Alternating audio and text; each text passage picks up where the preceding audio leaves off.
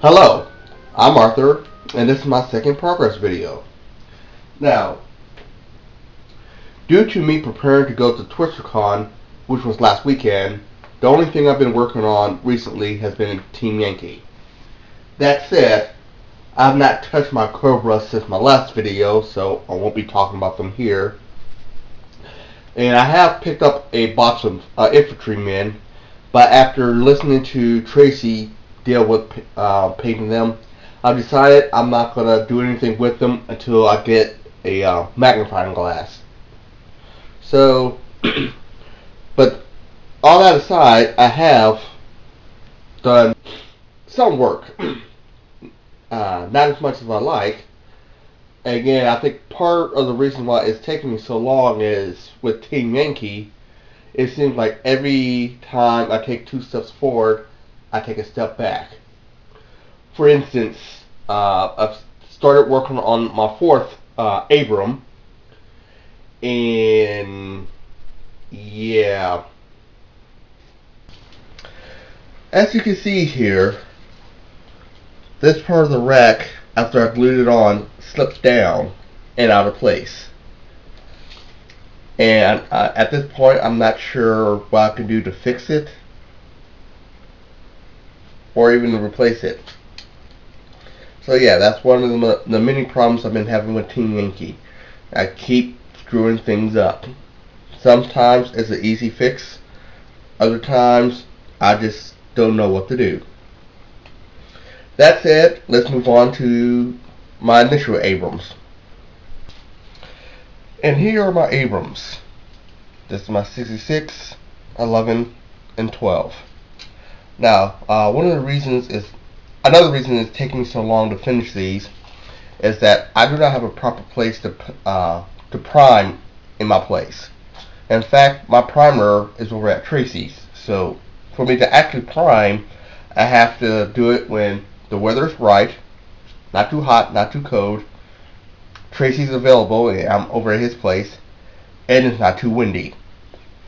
The third point is what happened when last time I primed, and I ended up having to stop early because uh, particles was getting all over the tank, and I think that was messing up the prime. So hopefully later today, uh, everything will be alright. I can clean these models up and prime them.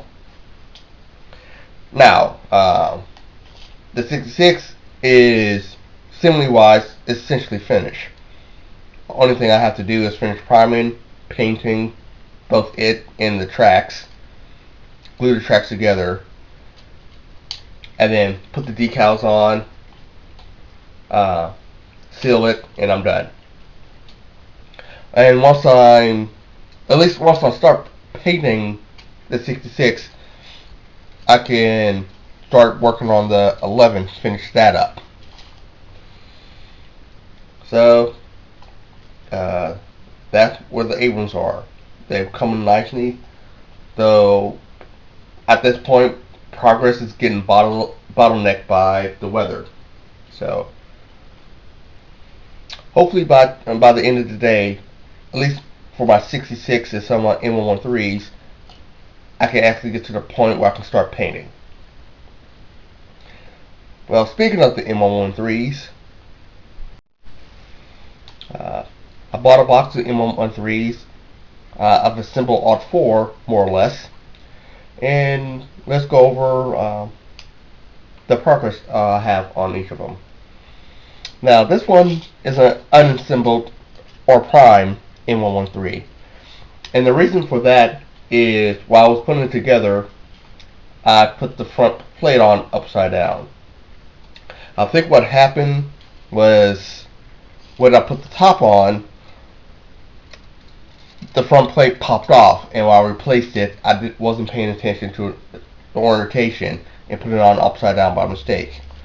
This was like the first or second M113 I was putting together, so I still wasn't sure how everything went together. Now, making such a mistake, I was kind of depressed and not sure what I was going to do with it until I asked on the Battlefront forums for advice. And actually, Phil Yates told me, suggested that I'll finish putting it together, and then I'll just model tarp on the top of it to help hide the mistake. And, I really like that idea. Though right now I don't really feel comfortable doing that kind of custom modeling at the moment. But at least I have an idea of what I can visually do. I don't have to worry about it now. And, well, probably could just at least finish it up. But that is something to be farther down the road when I'm actually ready to do custom work. As well, I have an idea of what to do with the tarp or how to make the tarp. Either that, or I just get tired of a gray model and the rest of my hopefully eventually finished painted army. Now, we'll say that I do have a magnet in here because, well, I will talk about the magnet when I get to the other M13s. Though, for the others, you probably won't be able to see the magnet because they're primed. So, that's this one. Now, let's move on to my fist. And this is my fist. Well, it's not really much to say about it. It's essentially a M113. I have the hatch glued down because I don't want to paint men, much like my Abrams. Of course, I don't have that luxury with the rest of the M113s, which I will talk about in a bit. But this vehicle is, I'm finished assembled it. Only thing I have to do is clean it up and then finish priming it, which hopefully I will get done later today. Then I can do the same with the tracks, paint it, and then I'm done. Not much to say about the M113, or the fist. This is my fist. My very valuable fist, which right now I don't actually own anything that I can use the fist with, but I know I will. And these are my finished M113s. And these actually have a lot of story to them. Putting them together, I realized I had a problem that I didn't know about when I started. And that is what to do about the dragon mounts. Now, the dragon mount is an optional upgrade, which when I deploy this unit, I can remove a infantry guy with a dragon missile launcher and put him on top of this vehicle. That means I need to have a way to swap between having a dragon mount and not having a dragon mount. And the instructions I was following to put these together didn't really point those out. So, fortunately, it came to me that I need to look this up and found out, because I was getting to the part with the hatches, and at first I was just going to glue the hatches on. But then I found out that's where the dragon mounts go, so that's not going to be an option. Now, my first thought was to put magnets underneath the turrets, which you can't really see it here because the magnets are primed, but it's just like in my unfinished M113. And those magnets I got for my German whirlwinds, but I'm probably not going to ever finish those now. And they're really too big for what I need for my Abrams, which is another thing that I forgot to mention that prevent my Abrams being done anytime soon. I need to get the right size magnet, but that's will be later. But the magnets I do have fit perfectly underneath the hatch. And then my initial plan was to put little piece of metal on the hatches, so I can just have them closed.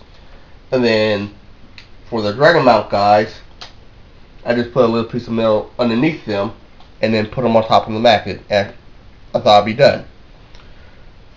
But then I realized that if I was using the dragon mount, then the vehicle wouldn't have a hatch, and that didn't feel right to me. So as much as I disliked it, I ended up gluing the hatches open. So and so, to attach to that, um, each vehicle comes with like three guys that could fit up here.